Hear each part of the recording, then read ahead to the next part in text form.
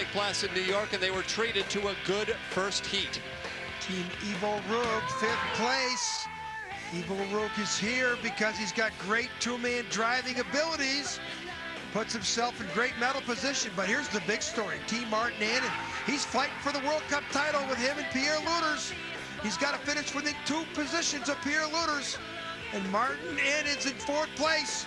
Another big story is that man, American Mike Kohn, USA 2. He has never finished higher than 15th this season in two-man. He's got a 5th place finish a year ago in Winterberg, Germany, but this is some drive for Mike Kohn. There is Pierre Lueders, currently in 2nd place in the World Cup standings and currently in 2nd place after 1 run here in Lake Placid. He's going to have to finish 1st and hope Annen finishes 4th to win the World Cup title. It's Lueders and Annen head-to-head the 2nd run.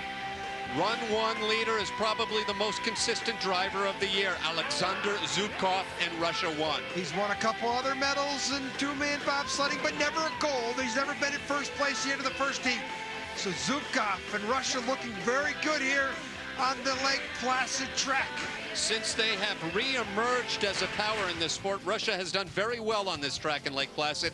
They hold the lead ahead of the Canadians, the Americans in 3rd place, and they will run in reverse order here in run number 2. And first up, well, the rise and fall of Bruno Magnon. This is France 1. Magnon and Stéphane Jalbert. And John, throughout the 90s, we saw this driver develop into really one of the best in the world, but he's gone away. Well, he's not ever done anything in two-man bobsled. His forte is 4-man bobsledding. He gives up time at the start. He's in the limelight of his career, 38 years old, from Amy, France, which is right near La Plagne, where the Olympic track is. He won a bronze medal at the 98 Winter Olympic Games in 4-man bobsledding. Gold medal at the World Championships. In 99 in Cortina. This guy has got magical eyes and hands, but when you give up that much time at the start, you've got to hit a grand slam home run every time he comes down the track. And on tracks like here in Lake Placid, that's pretty tough to do. You talk so often, John, about the champagne of thrills. Is it that love of the sport that keeps a driver like Magnon still going? Well, you take your first ride in a bobsled, and you become addicted. Obviously, this is a speed addiction for Bruno Magnon. Just doesn't get the results he used to get. Still clinging on, probably will be in the Olympics next year, but nothing for a chance for him to win a medal. Canada 3 went down just before. They're watching down at the bottom, but the French sled here should have no problem moving ahead. Yes, they do, with 3/10 of a second. Well, you would expect that. Bruno Magnon. Great eyes and hands. Boy, there's a lot of people would love to trade their abilities with his. He is a great driver. Now, we mentioned earlier that American Todd Hayes is not in the field. In his stead is driver Joe McDonald with Brock Kreutzberg driving the Bodine sled. And right now, let's take a closer look at the successful combination of USA Bobsled and Jeff Bodine. The Bodine project moves on. There's a lot of similarities between NASCAR and bobsledding. We take a look at them in each one of our programs. Hi everybody, this is Jeffrey Bodine. In NASCAR, they've made rules to where the racing is fair and as competitive as possible. And like NASCAR, bobsledding is very similar. There's officials that have made rules to where the athletes can compete on a fair and level playing field. And one of those officials is my good friend and designer of the Bodine bobsled, Bob Cuneo. When I got involved in this about 12 years ago, I knew the rule book was thick, just like the NASCAR's rule book, but I never would have believed that I'd end up being an official as well and working with the FIBT on the formulation of the rules and enforcement of the rules. And I've been really impressed over the years by the job that the FIBT does, the same as NASCAR does, to keep the sport really safe for the athletes, to keep the equipment safe for the athletes and spectators, and to try and make the rules to keep the cost of the sleds down to where all the nations can have equal equipment. The designs are limited. Just like a Winston Cup car or a Nextel Cup car, the design is limited and there's only so much that an engineer can do. It makes the engineer's challenge to find many small little refinements that are within the rules and make the sled maybe only 1/100 of a second faster from a combination of small things. Well, the Bodine project moves on. Great success this year so far for the USA athletes in the Made in USA Bodine sleds. Joe McDonald, USA 3. He is from Kingston, New York, with Brock Kreutzberg on the brakes. McDonald, a journeyman over the past decade or so, getting maybe 1 or 2 starts a year on the World Cup. He's USA 4, the top 3 go on the World Cup circuit. Now with Todd Hayes' injury, McDonald's move into that spot. And Joe, great athlete, went to Georgia Tech on a track and field scholarship out of Kingston, New York. Everybody expected Joe to improve every year. Had a couple crashes over in Europe in the 2001 season, and I don't think he's recovered, because you would expect Joe to be doing better than he's done. He has a 0.2 of a second lead over the French at the last split. You talk about improvement, John. These Bodine sleds have improved the USA program, starting with Brian Scheimer 12 years ago. These things are great pieces of equipment. They're quieter than any other sleds that you find on top of the track. This is going to be close. This is Manjean on the bottom. And McDonald 13. falls behind him, a 57.21, a slow bottom portion of the track, 0.13 of a second behind the French. Joe McDonald's a good athlete. 1:54.20, the 2-heat combined time. Look how high he gets here in the exit of Shady. He had to steer off that lip, and then he got down here in chicane. Look at the runner tips and eyeballs here, as we say. That's not a bad trip through there. No speed. The French have the lead here. When we return, it's another American driver, Steve Holcomb, ready to tackle the French.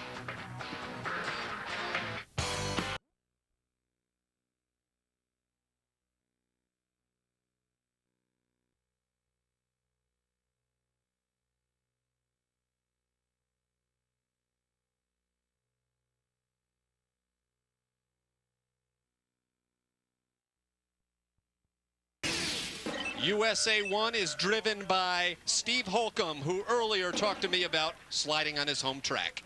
Well, it's just my home track for the most part. It's a fun track. It's difficult. I think we definitely have a home track advantage here.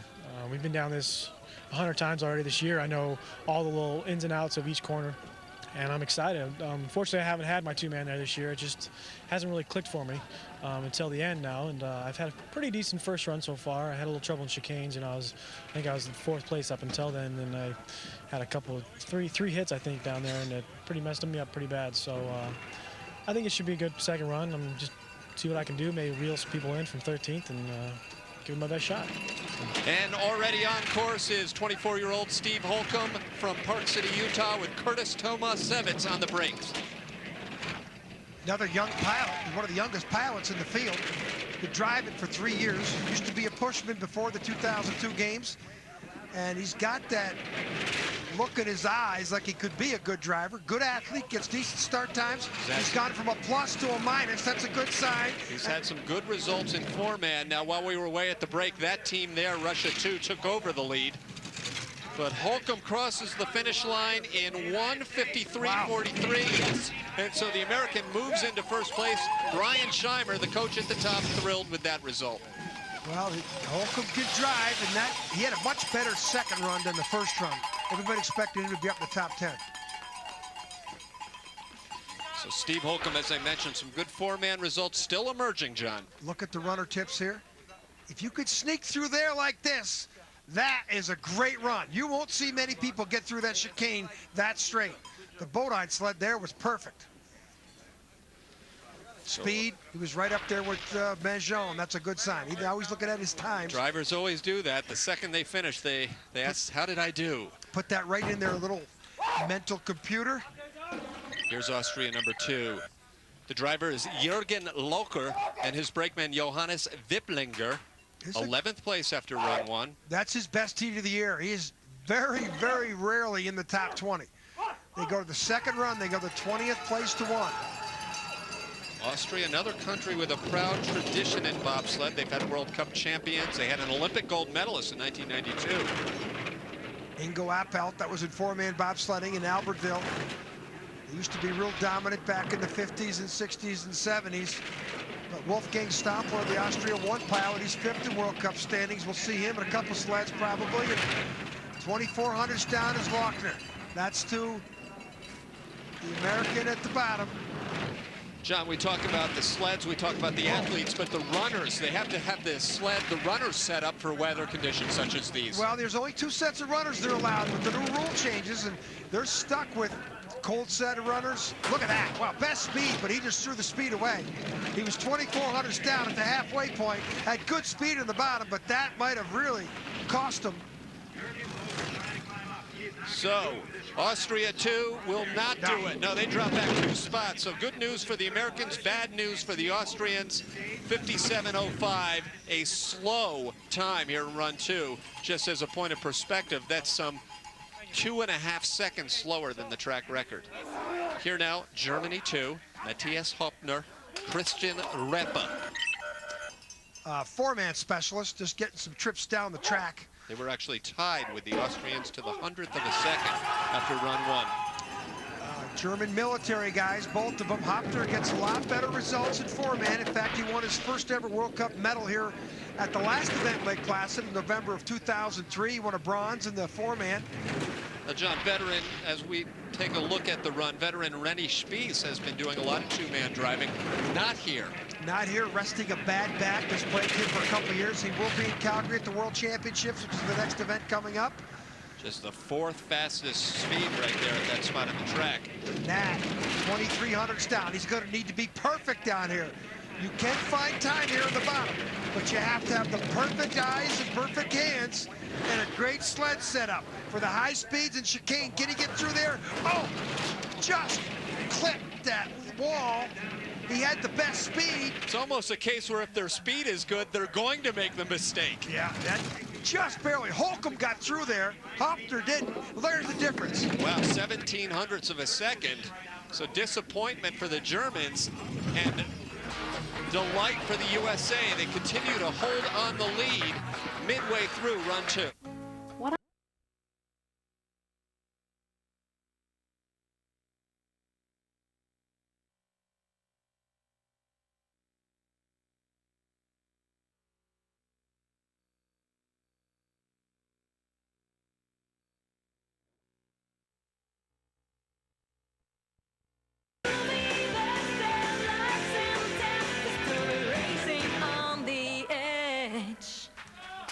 Back here in Lake Placid, the USA holds the lead at the bottom. Here's a former European Championship silver medalist, Wolfgang Stamper, along with Klaus Sielos. Austria won 10th place after run 1.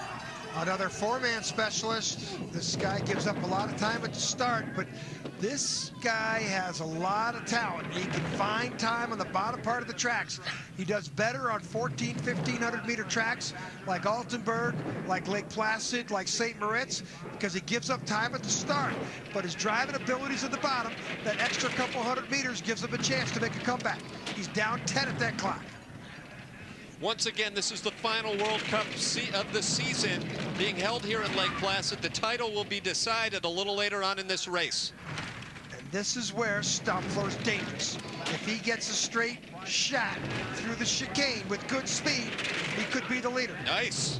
He's 900s down, but 121 kilometers, 74 miles an hour.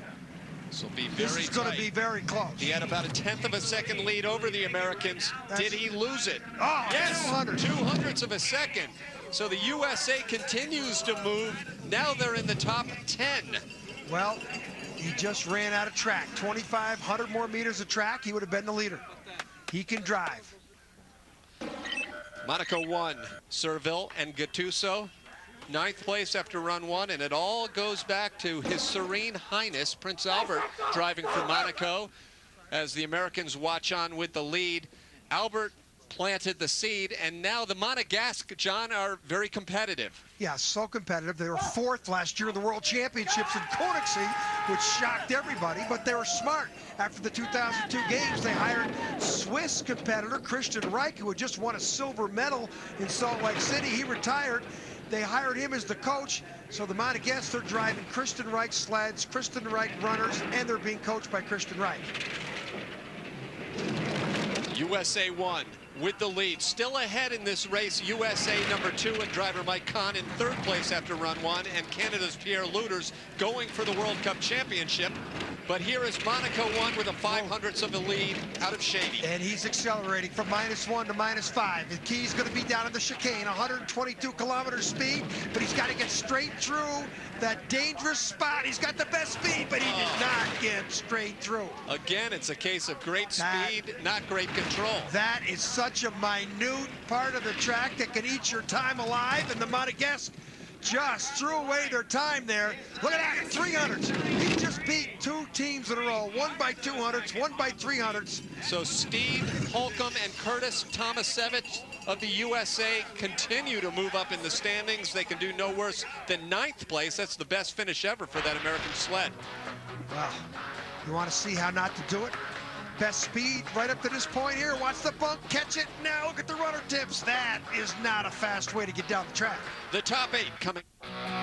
You think of making your business a roaring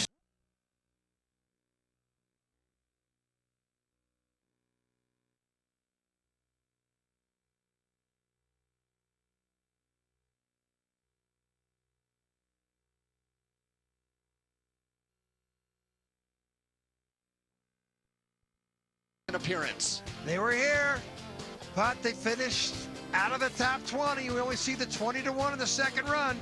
But Winston Watt still trying to qualify the Jamaicans in the next year's Olympics.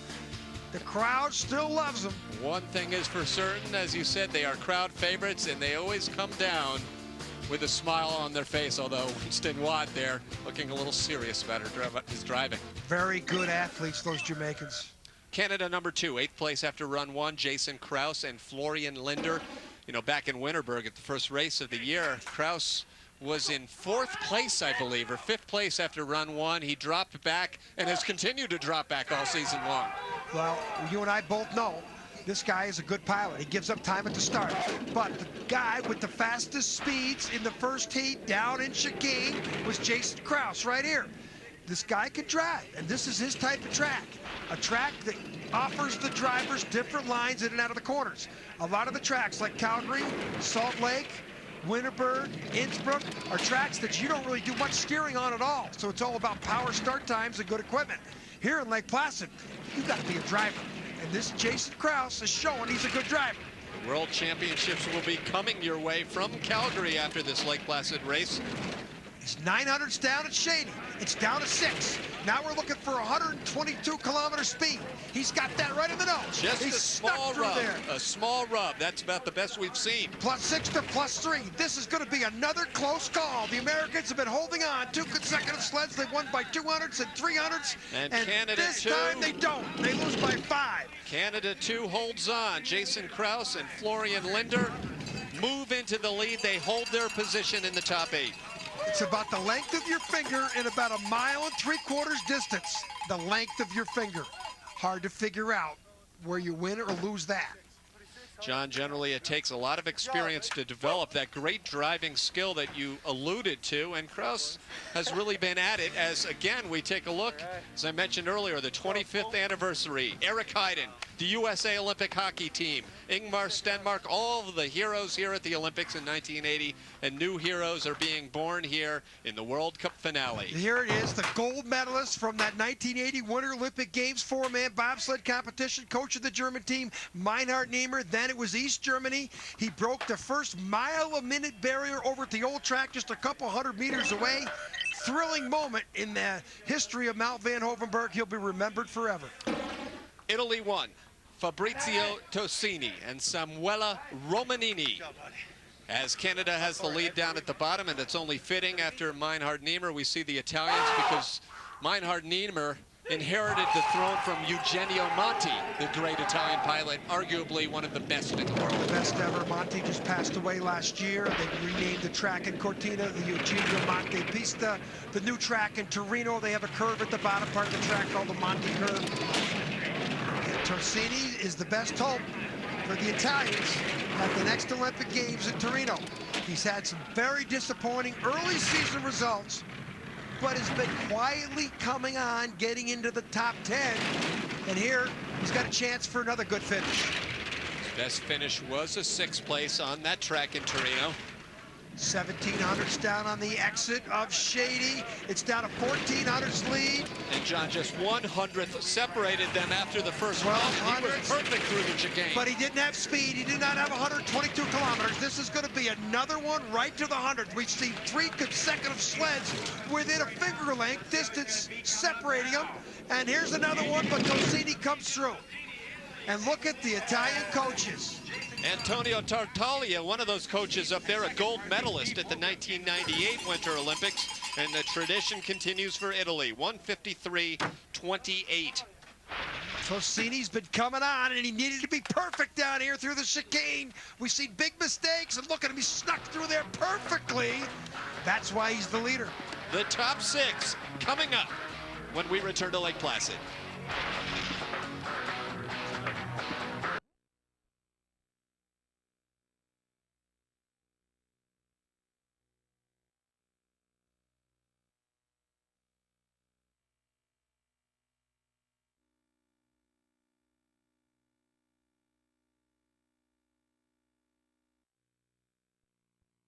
Track with a great deal of history. No one knows it better than my broadcast partner, John Morgan. Yeah, the track opened on Christmas Day, 1931, for the 32 Winter Olympic Games. Back then, it was a mile and a half, way above us here in Mount Van Hovenberg. You still walk up there in the summertime, you can still see the makeshift curves. Hosted the World Championships 7 times, 1949, 1961. On the cover of Sports Illustrated in 1961, that was the first and last. 1969, 1973, 1978, 1983, and then the World Championships returned in 2008. And of course, they also hosted the Olympic Games competitions in 32 and 1980. I spent a lot of time out here in my youth, and I'm still privileged to be spending a lot of time out here as I get a little older, Tim. It's a great place to bring your family. And there's a good crowd on hand here for the World Cup finale. And they are watching certainly one of the best. The Olympic gold medalist in 4-man, Andre Lange. Germany won with Thomas Poga on the brakes. Hey, just 2 years ago at the 2003 World Championships, this guy was double gold here at the World Championships. Gold in the 2, gold in the 4. He won about 7 straight 4-man races. He was unstoppable. This year is a year he'd like to forget. He's had he's had 1 gold medal. He started out strong, but then the last 2 races, basically a no-show. Yeah, well, he didn't go, he didn't compete in Torino. He had the flu, had to pull out of both competitions. That was a shocker to everybody. But, this guy's still lurking around. He didn't have a great year this year, but next year's the Olympic year. He is the Olympic champion. He's won the World Championships in 4-man about 3 of the last 4 years. And he is the protege of the great Wolfgang Hoppe. Yeah, and this is very well liked. Look at that. Whoa, little skid there at the end, but boy, he almost got through there perfectly clean. Fabrizio Tosini and Italy #1 with the lead down at the bottom. Here comes Germany 1. Andre Lange, the world champion 2 years ago here in Lake Placid. Oh, by only 200ths of a second. He lost a lot of time when he made that little nick up there in chicane. Boy, when those sleds go across that ice, you just lose everything. He had a 2 2500ths, 3000ths lead at that point, and it threw away a quarter of a second in the bottom part of the track. And John, a bobsled, as we take a look at the replay, is something that is very touchy with the steering. Look at the runner tips perfectly. He just caught that. Oh, you saw him start to steer a little bit, try to steer out of trouble, couldn't do it. Look at the speed difference. Look at Kraus, almost 1.5 kilometers better. That's a mile an hour better in a sport of hundreds of seconds. That's a lot. The German with the lead. Now for the top 5 after run 1, Swiss 2. Ivo Rug and Roman Hanshin. Now things are very tight here at the top of the standings. Only 0.03 of a second separate this Swiss sled from Lange, who just went down the track. And they aren't far off the other sleds coming up. Now both his uncles competed in the 1980 Winter Olympic Games on that track next door to this one. There's 3 different Rugs in the circuit. Ralph Rug's more of a 4-man specialist. Ivo Rug, 2-man for Switzerland. Great athletes. Look at the start time, 6th best start time in the heat. There's Lange, sporting a blonde hairdo. It's never looked that natural to me. I'd go out on a limb and say it's not. He's had a couple different colors on top of that head. Well, what an athlete he is. And Rug is now down by 100. Speed's decent. These drivers spend time after time, countless hours and days prior to a race imagining the run. They can pretty much do it with their eyes closed. Well, it's not going to be the eyes closed down here in chicane. That's going to be the key. He's down by 900, but he could beat with a perfect run here. He could get through there and beat him, and that was much better than Lange. It was +9 to +7, and he was perfect down there, and a perfect ride to chicane will give you the opportunity. Swiss 2, Ivo Rug and Roman Hunch in across the finish line. Yes, rather easily, given how tight everyone else has been, 0.12 of a second. Hey, Lange lost 1/4 of a second down there with that bump in chicane. Rug came through there perfectly, and he's our leader because of it. He got rewarded. And again, we take another look at them further up the course. And John, you mentioned runner tips. You mentioned how you steer inside the sled, and you want to do it very little.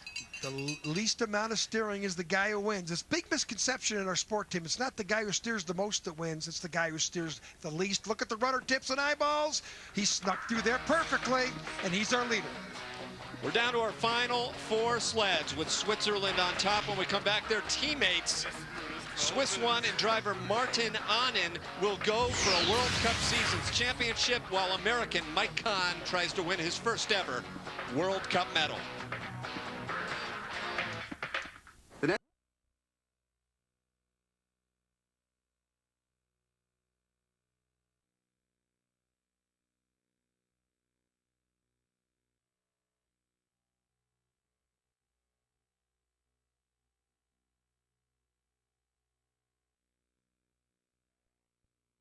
Doing more, better, faster.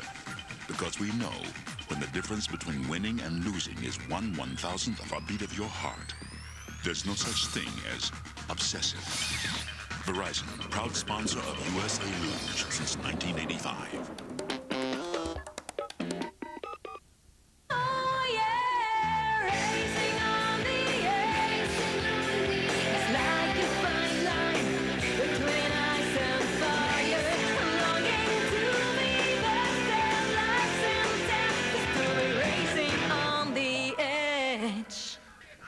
Exciting bobsled from Lake Placid. This is the World Cup finale, and the World Cup may very well boil down to this run.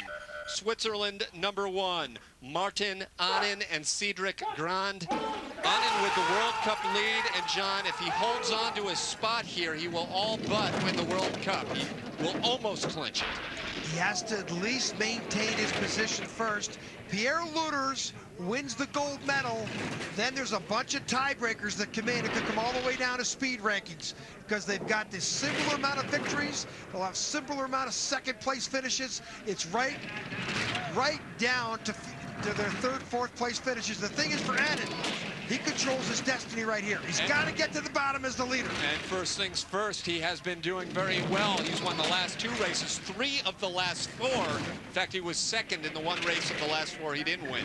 He's the hottest driver in the circuit right now. He's been the hottest driver by far. And look at the way he snaked through that chicane just like his teammate. He's got 3/10 lead. He should be rewarded with more time here in the bottom. That was great through the chicane. Swiss chasing after Swiss, and it is Switzerland #1 by 35/100ths of a second with a strong second heat time of 56.46. He ducked his head through that last corner. That's how much confidence he had.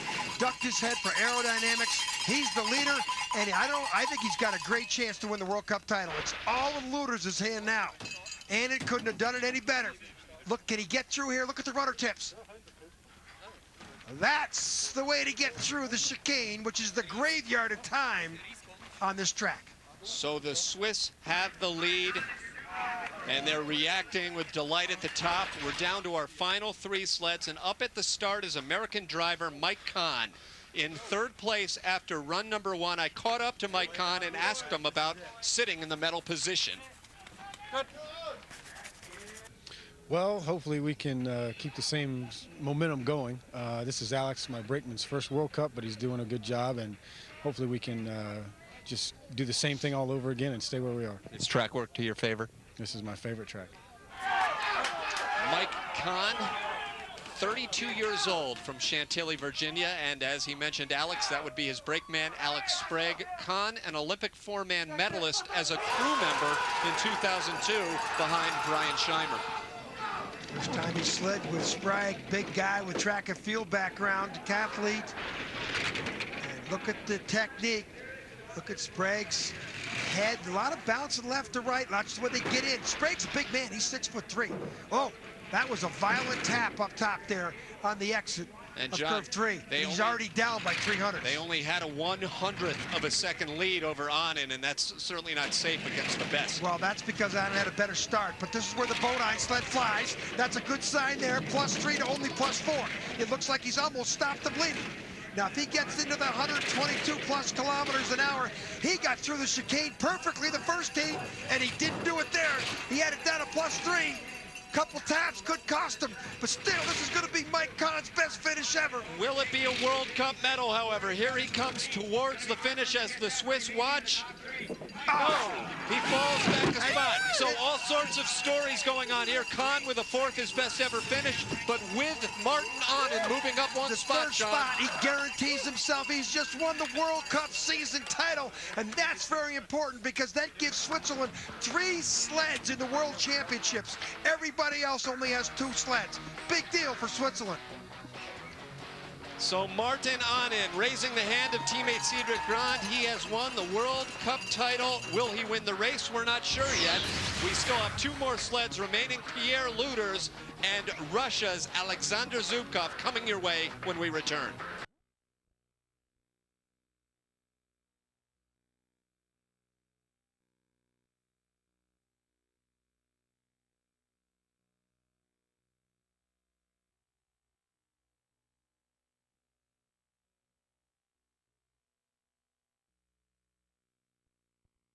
Speed, Tim Singer along with John Morgan.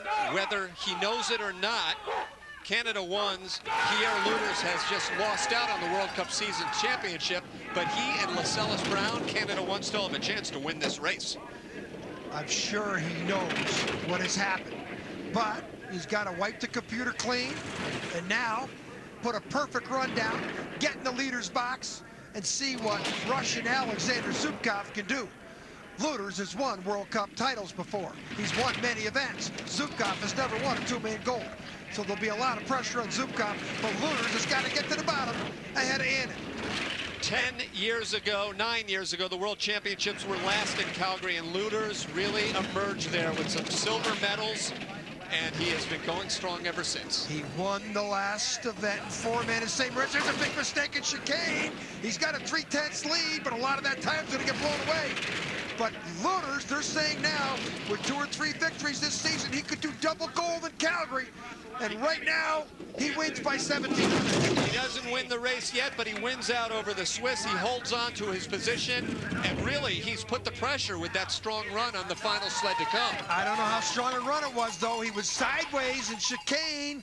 Look at the runner tips. He just catches the bunk barely. Very similar to what Andre Lange did. And look at the speed difference. His teammate, Jason Krause. Look at the coach. Watch him cringe. Oh, see? Coaches know. So good, bad, or indifferent. And I don't think Pierre's happy with 2 reasons. He lost the World Cup title. And now that wasn't he's perfect. got his chances of winning in jeopardy. This final race of the World Cup season boils down to one final sled. Russia number 1, Alexander Zubkov, and Dmitry Stepushkin. Never won a gold medal in 2-man bobsledding. He won a gold medal in 4-man, and already this year he's the World Cup leader in 4-man bobsledding. Couple bookends, both of them about 6'2", both of them 220 pounds, both of them Russian military. And I don't think Pierre's very happy. No, not at all. As you mentioned, losing out on the World Cup title, he had an outside chance of that, but he, as you just mentioned, he's not happy with his run, and it's all in this man's hands now. The sled built by Singer, no relation. That's an Austrian sled builder who has provided Russia with its sleds for the past several years. Bought 6 brand new ones at about $45,000 a clip. And then they came out this year with huge success.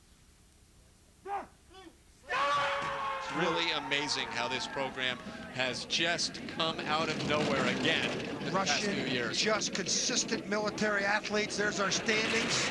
Mike Kohn, congratulations to Mike Kohn. Best finish ever, 4th place. He's got to be stoked. He needed it. He's had a very disappointing season, and now he goes into the World Championships with all sorts of confidence. But now it's Zubkov and Lueders head-to-head. 300s at that split. They were separated by 200s before the run. Each split will really tell whether Zubkov's picking up time or losing time. He's still holding it there. Maintains. It's going to come down to, can he get through the chicane cleanly? He's going to need 122 kilometer speed. And here it goes, and that's not clean. Look at the way those runner tips are going. He's still only -3, but he did not have 122 kilometers. But Lueders also had problems down there. Unpredictable things have happened down here at the finish. Will it be Russia? Will it be Canada? It's 2 Canada hundredths won. of a second.